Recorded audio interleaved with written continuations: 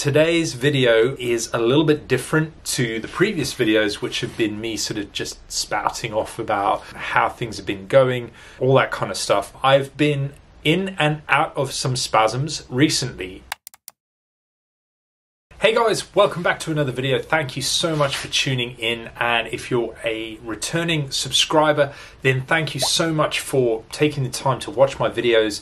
Thank you to all the people that have commented on my videos so far.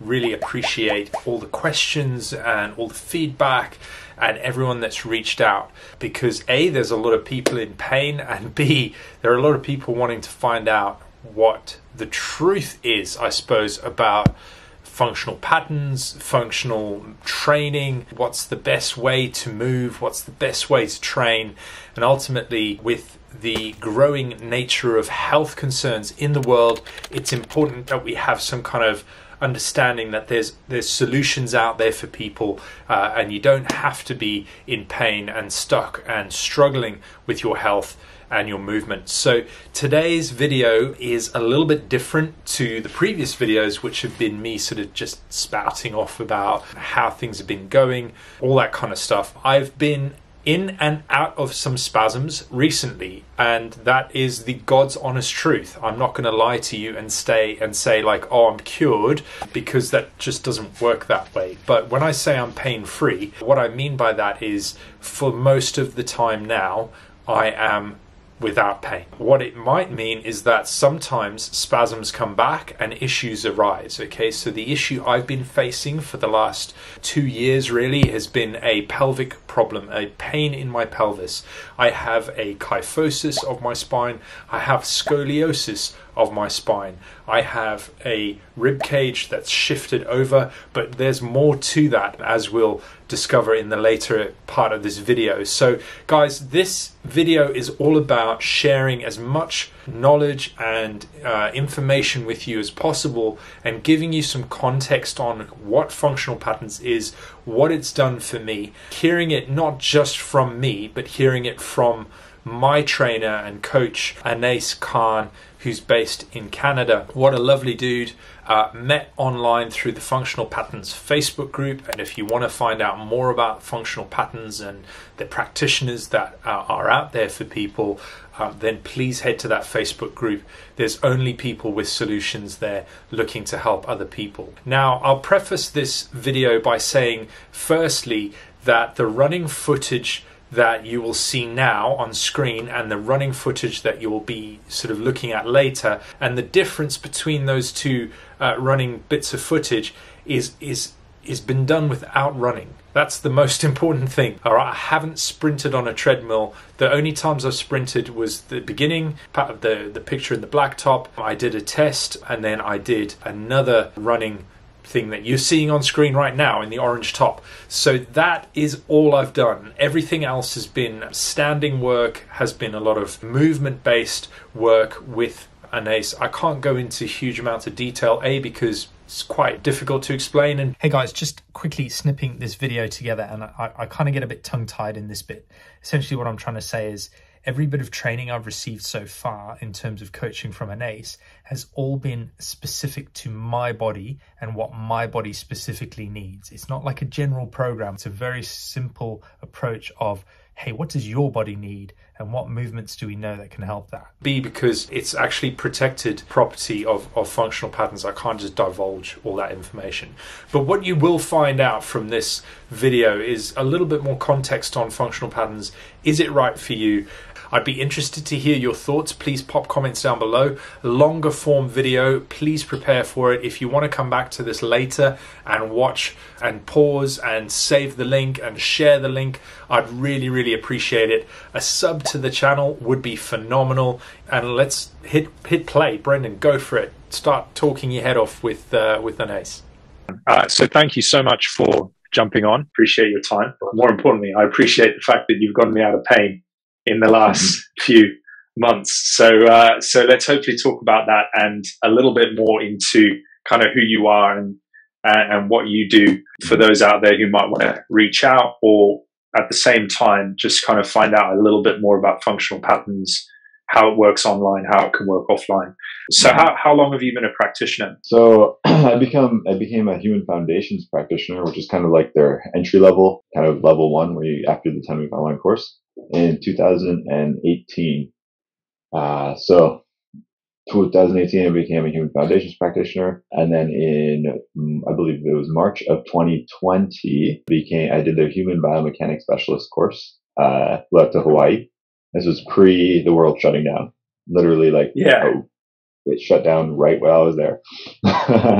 Wow. Almost got stranded there. Loved it. Should have just got stranded there. Wish I got stranded there.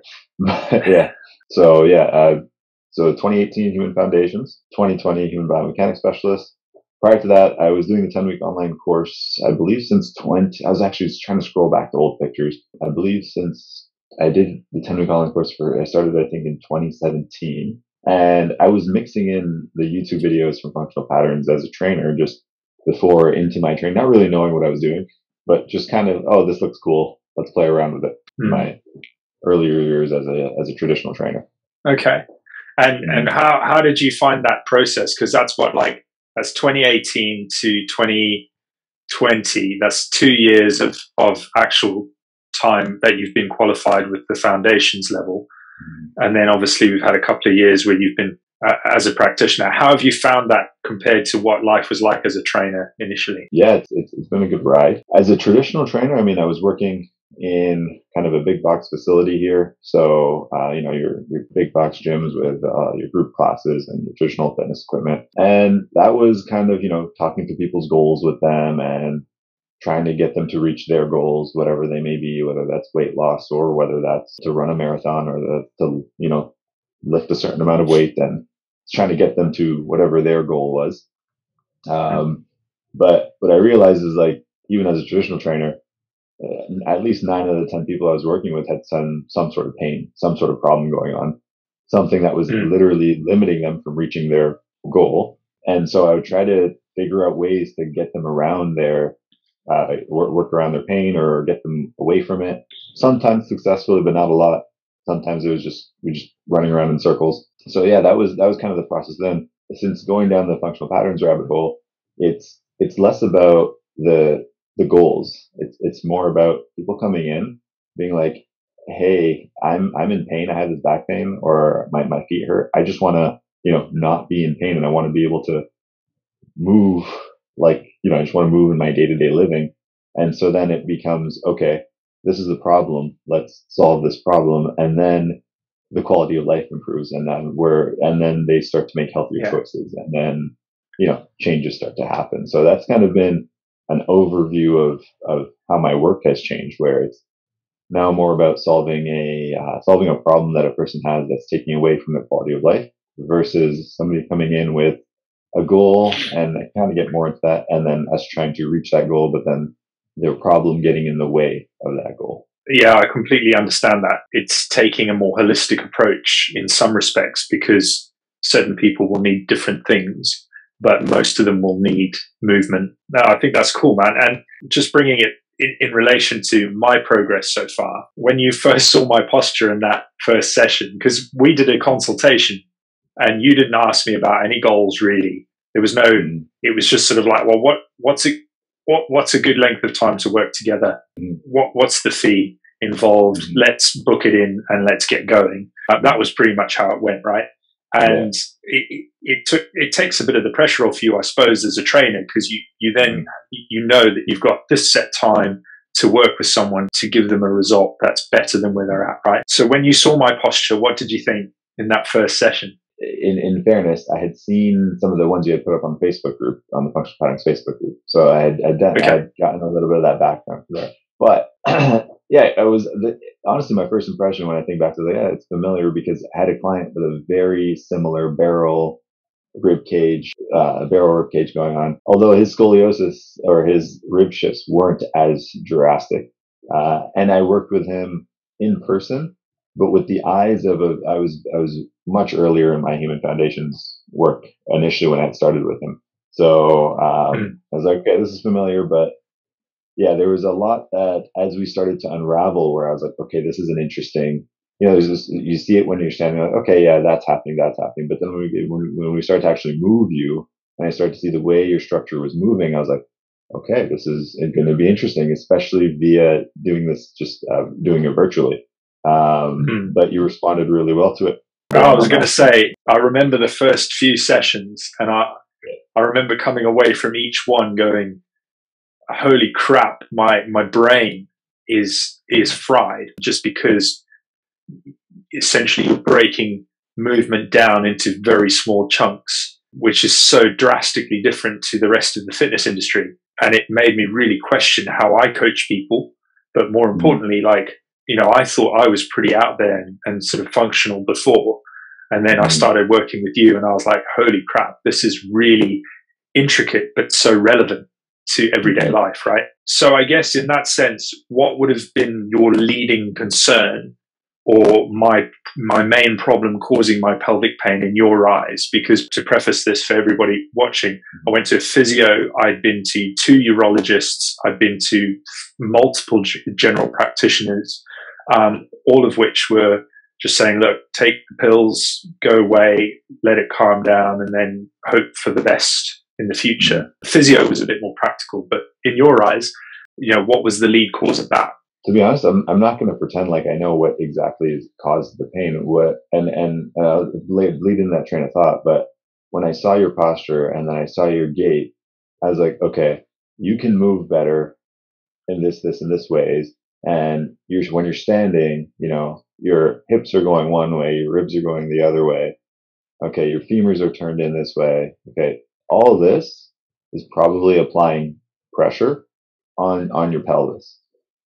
If I were to, from my experience, someone comes in and they tell me what their pain and their problem is, and I go in and I say, okay, he's got pelvic pain. I've now done this to what I'm looking at.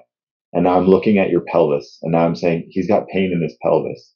I need to fix his pelvis. And all my train of thought starts orienting around what's going on at the pelvis. Versus when I say, okay, he's got pelvis pain. Let me take that and put that to the side. Now let me see. Oh, look, when he's standing, his ribs are going to the left, his hips are going to the right. Okay. That's and very drastically. Okay, cool. That's okay. Well, let's try to adjust that and let's see what happens. Okay, when he's running, when he lands on his left leg, oh, there's a ton of compression and that right knee is just kind of flailing out there. Okay, cool. And then we start working on, let's change this about his movement. Okay, because that's probably what the problem is, and the pain is probably just the symptom, right? Mm-hmm. So if I narrow in and I start calling that symptom the problem, I'm going to take my sight line away from the bigger picture, right? And probably not very successfully end up solving the problem. Does that make sense? Yeah, makes sense. I mean, I think that in itself sums up why so many men have had issues with pelvic pain that I've come across, obviously having had it.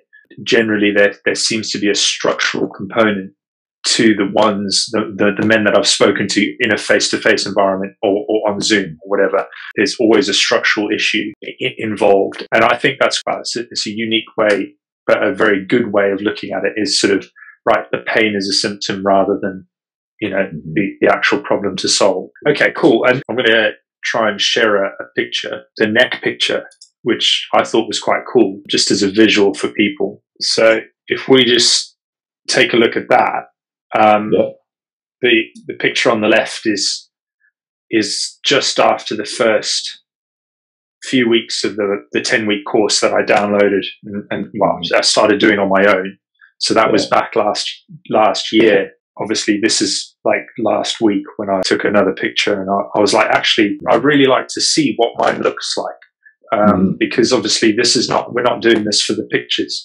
We're doing it for function in life. So you forget about these things, right?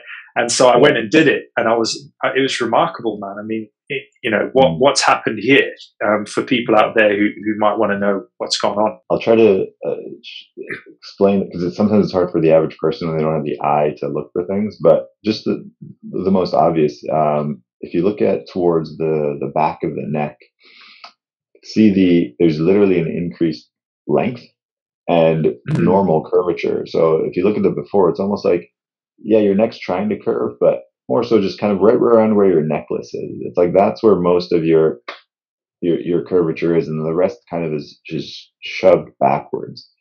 Versus when you look at a picture without the necklace, you can see there's a nice even curvature of the neck.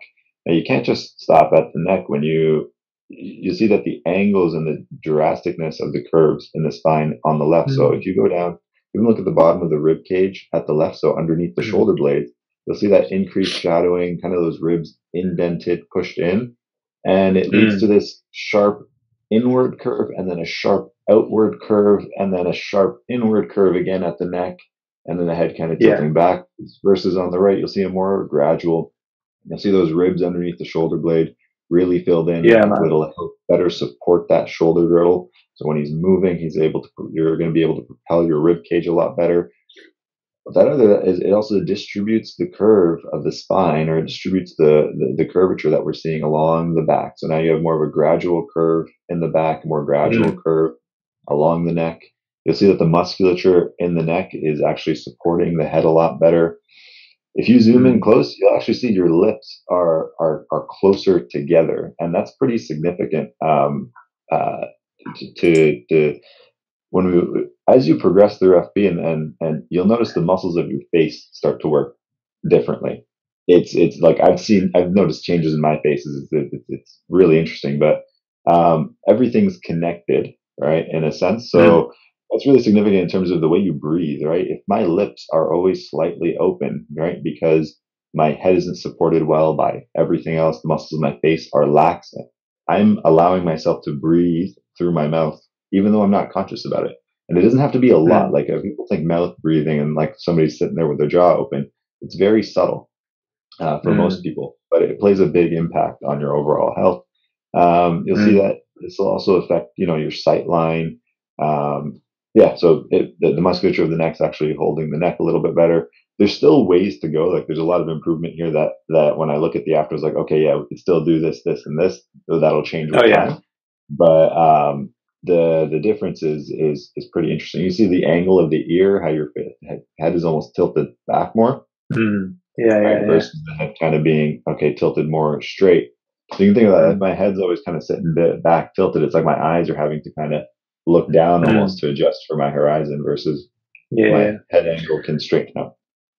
I notice, I mean, in terms of the two from my own perspective, when I run, I still hold that left hand pictures position in my cervical spine.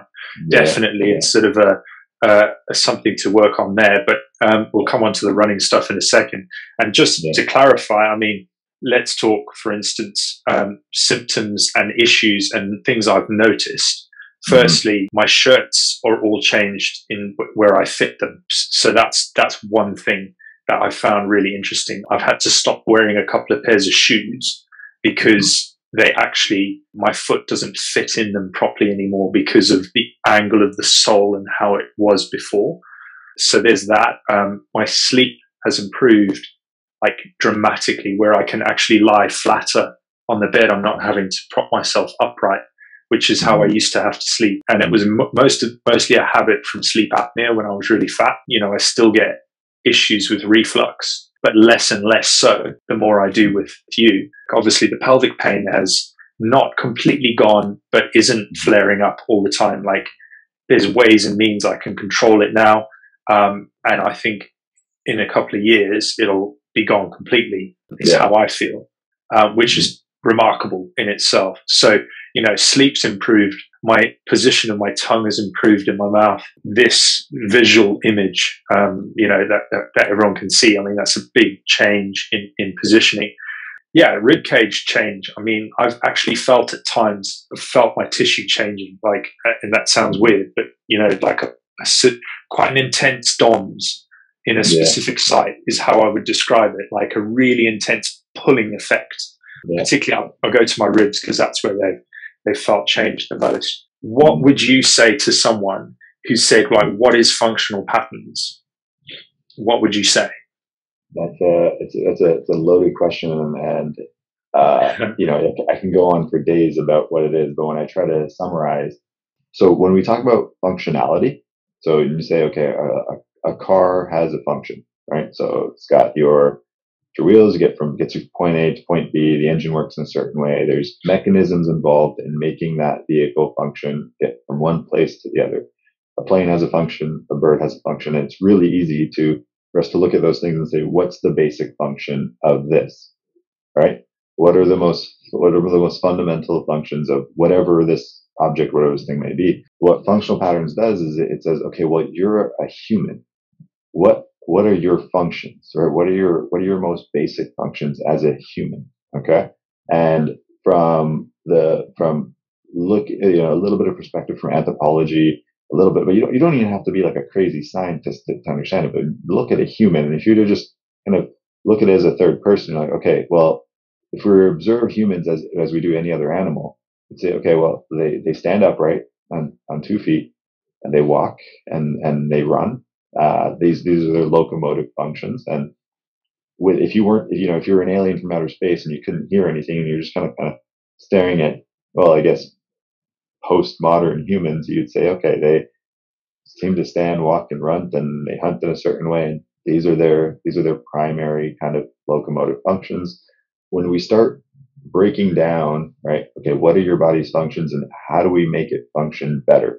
Again, I'm going off on a tangent, but if you look at, okay, well, if we're looking at improving functionality of humans, we need some sort of standard. We need some sort of baseline to understand, okay, this is good function. This seems like good function. This doesn't seem that functional. So to understand that baseline, a couple of ways we would look at the best movers in the world that seem to be really good at their sport, and they don't seem to get hurt that much, right? Or they don't have a lot of injuries and pain. So we study their function. We say, okay, these guys are clearly the cream of the crop in terms of how they function, at least in a physical sense, right? In the case of a physical standard, these people function very, very well at high levels, and they don't seem to get hurt. What are they doing differently? Not in terms of what exercise are they doing, how are they eating differently, what are they, but no, what are they just doing when they're doing their sport? Now, when I compare, say, somebody like Usain Bolt's gait to your gait, right? Even though there's things that now we can see, and okay, yeah, there's asymmetry there as well, but it doesn't take anything away from, he does that very well. He runs very, very well.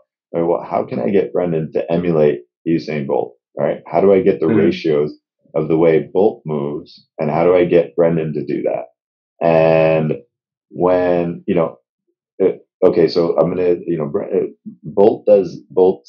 Bolt turns this way when he lands on. Okay, I need to get Brendan to turn that way because he seems to be stuck over here.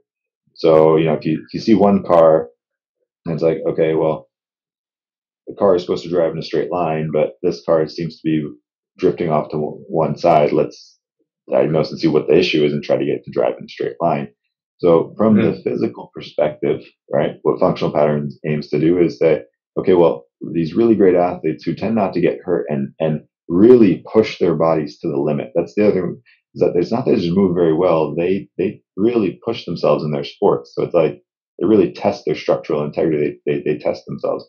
How can I get the average person to emulate that sort of functionality? And what are the implications of that, right?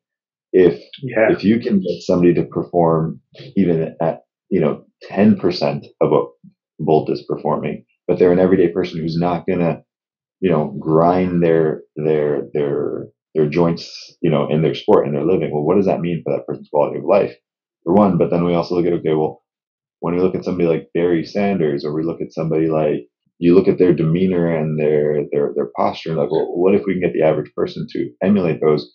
What kind of changes does that mean for them mentally and in their behaviors, right? So it has a lot. I mean, if you think of most communication being nonverbal, when you take somebody's posture and their physical structure and you begin to change the way they orient and the way they walk around, right? And if someone's able to hold their breastbone or their chest a little bit more upright, that emulates a sense of confidence, right? So there's a lot of layers that kind of go beyond the physical that are connected to the physical aspect of things that often gets kind of pushed under the rug, that I feel like gets ignored. And it's something that's harder to explain. It sounds woo woo, but there's a lot of truth and research behind it that if you can give yourself the right stimuli, you can create the right kind of change in yourself that isn't just physical, but it appeals mentally as well. I mean,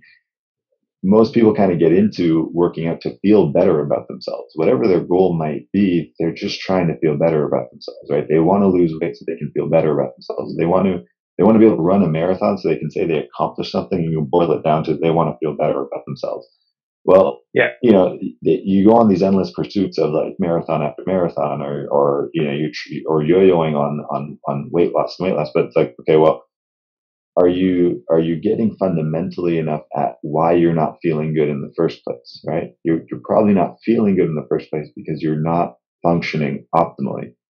And there's fundamental patterns of behavior that seem to get you to function better. So if you can stand well and walk well, then you can usually breathe better.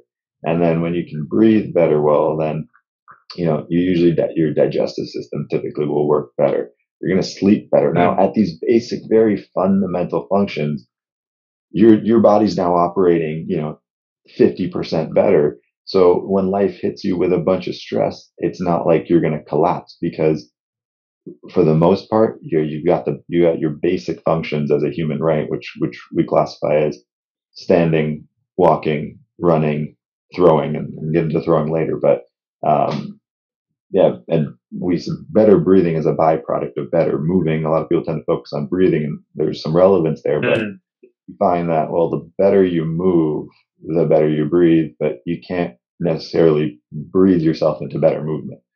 In terms of functionality and looking at a very fundamental level, we take people and we say, what are your patterns physically, right? And then we say, okay, we start adjusting those.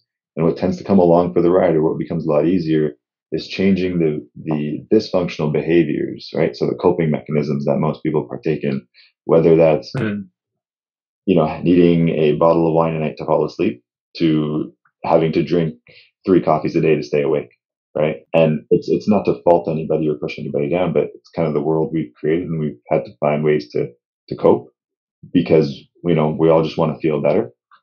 Or whether that's, downing a bunch of junk food to get through the day, or whatever that may be. It's okay, well, that's all fine, and we're going to get to that.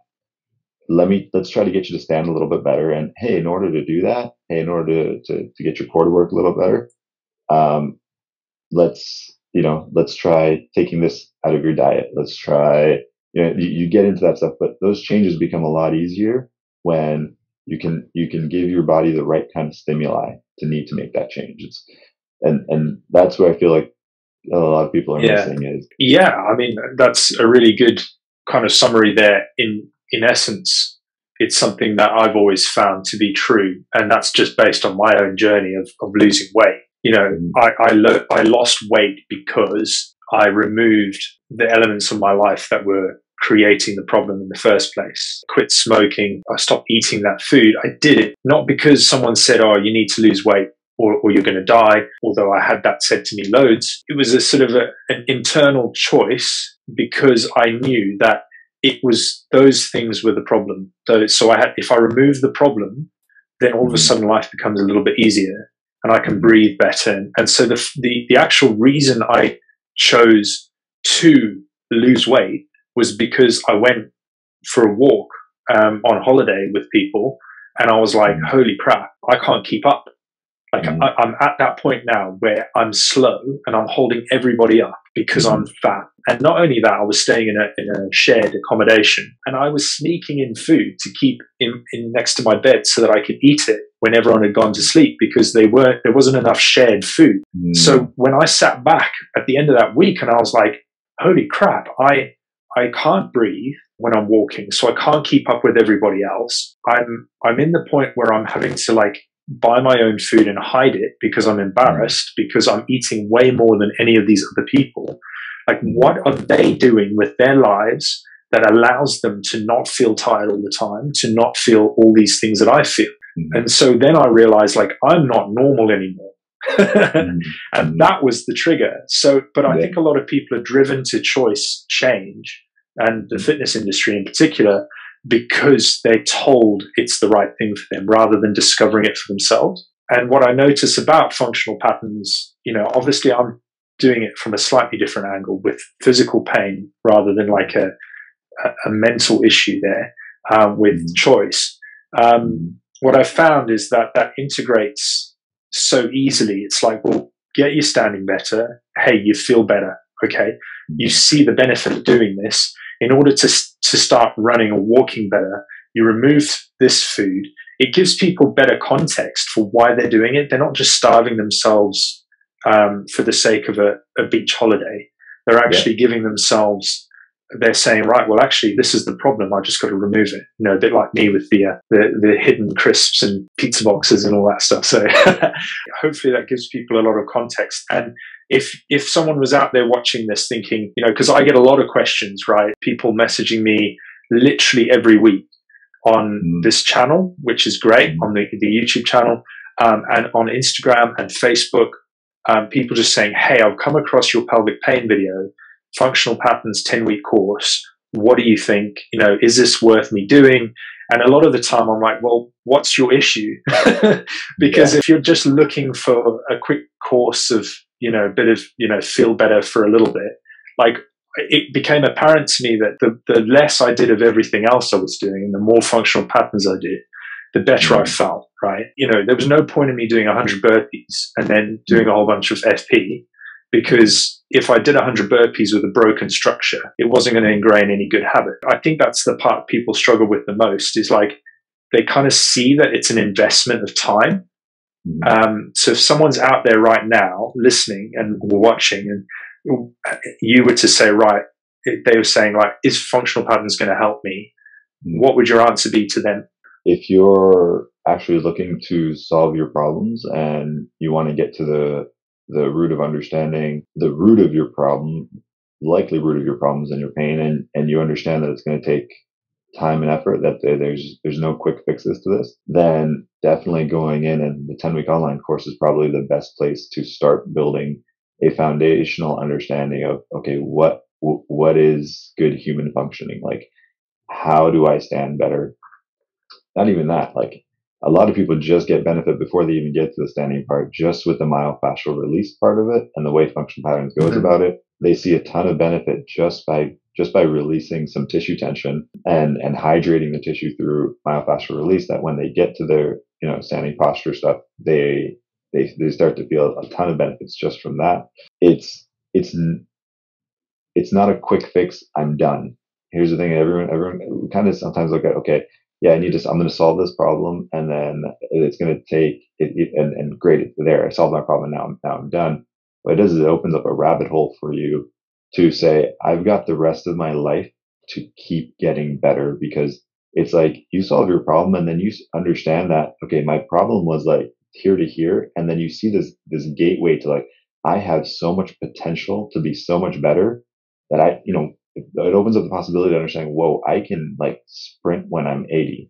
Like I have that capacity in me to be able to sprint till I'm like 80, 90. And you see the human potential the further you go down this, and you're like, wow, I can be so much better, the way it opens the doors up for you.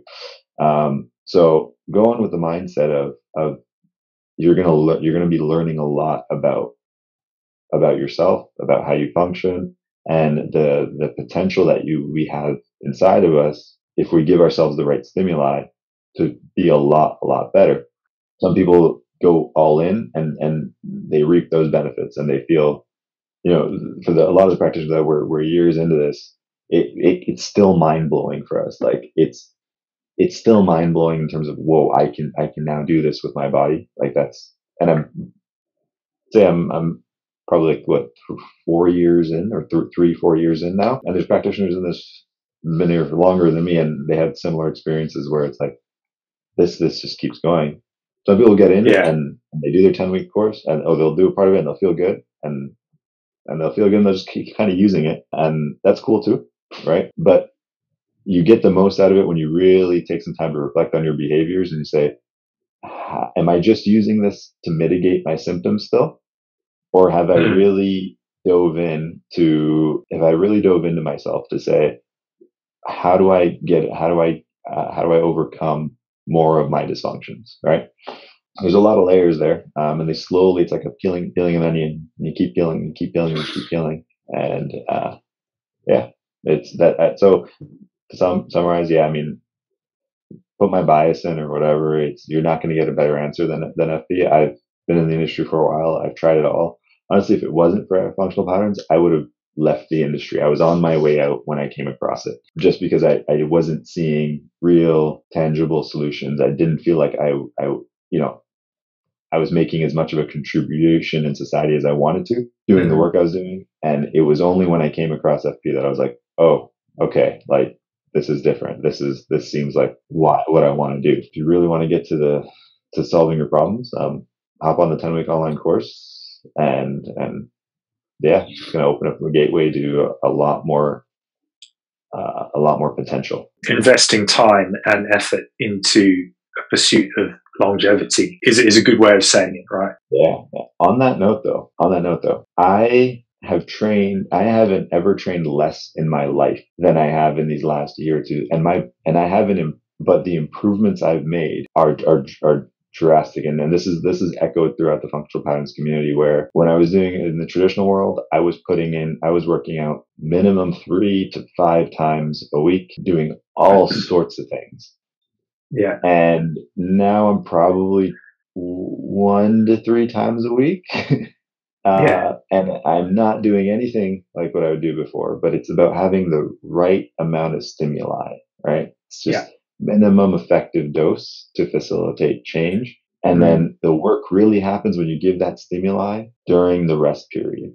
So it's like, if I work for an hour, my behaviors in the next 48 hours and how I seem to adapt to that change, it's like, oh, okay, cool. So I don't need to go at 1 hour today, 2 hours, and then getting in all my, that's kind of, it's time and effort, but especially in the beginning, it's a lot of slowing down mentally for a lot of people. And like, okay, I got to just focus in on these few things. And that seems to be the hard part.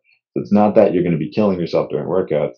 It's going to be holding back your own hand and saying, hey, I've got to humble myself and work on these little parts first. Right. Yeah. And that seems to be the hard part for most people. It's not using exercise as a crutch anymore. I think that's probably, you've just summed up there why it took me so long to actually commit to doing the 10-week course alone without anything else. Because I spent about 8 months probably dabbling in the releases, and I'd done release work before. I'd done courses on myofascial rings before in the past, so I understood the value of it. There was Joe DeFranco did a Limber 11 set of exercises for his clients that he put on YouTube, and we were taught it at a training facility that I was at. And we were taught it for our clients, and I looked at it and I was like, man, all of this stuff is designed for athletes to prepare for exercise. I'm like, I've got 3 clients who are 50 years old who sit behind a desk all day. They can't do some of this stuff. So I boiled it down into 12 moves, which was just basic: release, mobilize, activate. Those were my 3 things. And I was like, I've got to do that. And then I came across a 10-week course and I was like, holy shit, this goes deep. I was like, yeah, this is what I need to be doing.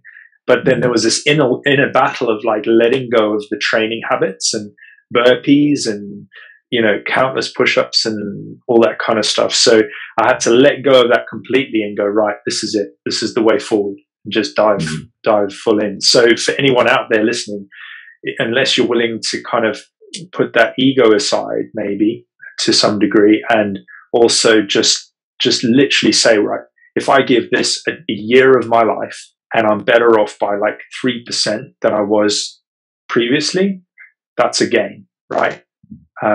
The chances are you're going to be 100% better, but you go all in on something, and it just creates such a big result at the end of it. So yeah, man, it's been great working with you so far, and I look forward to doing more. Have you got time for just a review of the video, little quick, the one that you put together? Yeah. I appreciate we've been on for a while, so hopefully that's big enough for everybody to see the quality, I guess, because it's like software. and I've pulled it off the internet, it's not going to be the greatest, but you're still going to get loads from it. So picture on the right is, if I do this, picture on the right is just as we started, right? And then picture on the left is current. That's like this weekend. So we'll take a minute or so here. So this is you positioning everything, and I guess you can kind of commentate what you see. Yeah. So what I wanted to kind of showcase here was, if you look on the right, what I'm showcasing is as he lands onto his left leg, you'll see him kind of drop, his body kind of drop to the left and fall onto the left leg.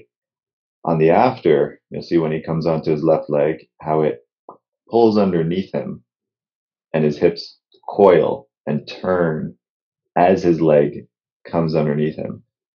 See the amount of compression if you look at the space between the left rib and the left hip as he lands on the left leg versus the space between the hip and the rib on the left side as you land here. The leg sweeps underneath you. You see this reciprocation, this spiraling happening in the body where the ribs and the hips are rotating to counteract the force of the leg hitting the ground. So if I land here and I fall down, so as he lands on the left leg, I'm going to the right here, but as he lands on the left leg and he compresses, as he pushes off, he then has to push up through the toes. So you see this vertical motion here as his leg goes back, how much he's having to move up and down. So it's ineffective, right? Versus here, when he gets his left leg going under him, there's far less vertical motion, right? The leg sweeps in an extension, driving him forward a lot further. The guy in the orange shirt here is running a lot faster than the guy in the shirt in the black shirt here. All right. There's still room to improve the gait cycle, but this is what we mean by making you move just a little bit better. So you can see here as you land the jarring of the hips, the up and down motion of the hips. Here you'll see this reciprocation, this rotation and the spiraling happening at the pelvis. And at the trunk, it's going to reduce the amount of vertical impact that's happening. Yeah.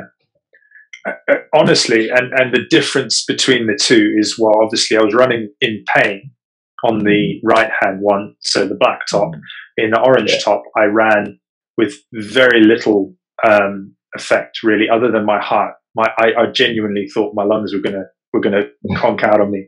But it's only because my output was so high. My output has changed so much that I couldn't actually, my lungs couldn't keep up with it just yet, which is fine. You know, I felt stronger, I felt faster, and I was 20 kilometers an hour on the left, and on the right, I couldn't get beyond 15 and a half, I think, at that stage, kilometers. So, you know, we're talking quite a big jump. So, you know, it's insane. I think it's important to note, though, you were going to mention this, you didn't run to make these changes. No. So, yeah, that's the last part that I wanted to kind of round up on, really, was that between the picture on the right and the orange top, since then, I've run once to do another block of footage, which isn't as drastic as this.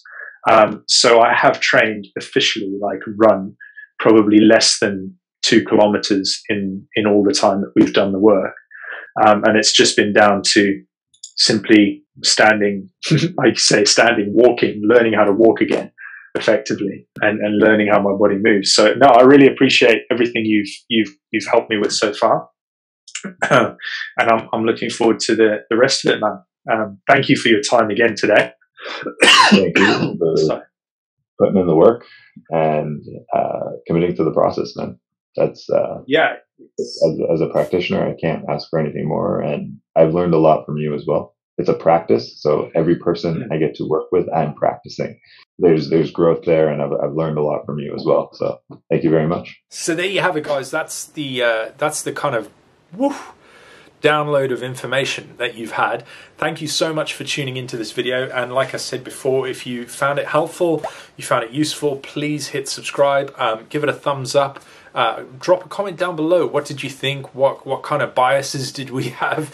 You know, obviously we're both two trainers who've gone through our own journey into functional patterns, but mine has been guided by an ace, and I think that that's a powerful thing. So please let me know what you think, and other than that, have a great day, stay strong, and keep moving.